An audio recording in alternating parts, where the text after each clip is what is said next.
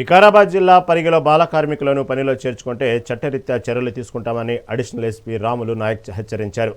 ఇటుక బట్టీలు నడుపుతున్న యాజమానులతో నిర్వహించిన సమావేశంలో ఆయన పలు సూచనలు చేశారు. రైస్ మిల్లులు నడుపుతున్న యాజమానులు ఇతర రాష్ట్రాల ప్రజలు పనిలో పెట్టుకునే ముందు వారి పిల్లలను సమీప ప్రభుత్వ పాఠశాలలో చేర్పించాలని చెప్పారు. ఆపరేషన్ స్మైల్లో భాగంగా మైనర్ బాలబాలికలను పనుల్లో పెట్టుకోవడం చట్టరీత్యా నేరమని తెలిపారు.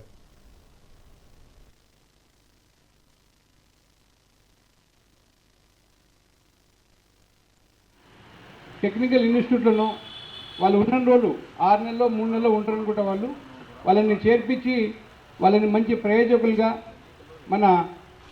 మన సమాజంలో వాళ్ళని ఒక మంచి తలెత్తుకొని జీవించే విధమైన అవకాశం కల్పిస్తే వాళ్ళ తల్లిదండ్రులకు మీరు పని తీసుకుంటూ ఆల్టర్నేటివ్గా వాళ్ళకి హెల్ప్ చేస్తే మీరు ధన్యులవుతారు.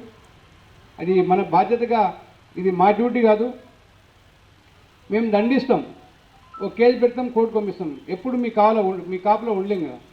బట్ బాధ్యత గల ఒక సమాజంలో ఒక గౌరవప్రదమైన మనం ఒక స్థానంలో ఉన్నాం కాబట్టి మీ దగ్గర ఉన్న వాళ్ళని ఒక మంచి స్కూల్లో, ఒక మంచి ఇన్స్టిట్యూట్లో ఒక టెక్నికల్ వర్క్ నేర్పిస్తే మీకు పుణ్యం ఉంటుంది. అట్ ద సేమ్ టైం మీకు ఒక రకమైన సాటిస్ఫాక్షన్ ఉంటుంది, మీకు ఒక రకమైన అనుభూతి కలుగుతుంది.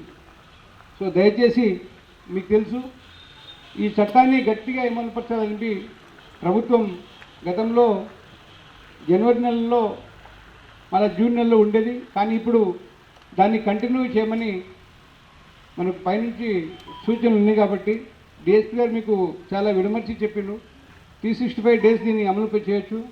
బట్ మిమ్మల్ని ఇబ్బంది పెట్టాలనే ఉద్దేశం ఈరోజు ఏ వ్యవస్థకి, ప్రభుత్వానికి ఉండదు.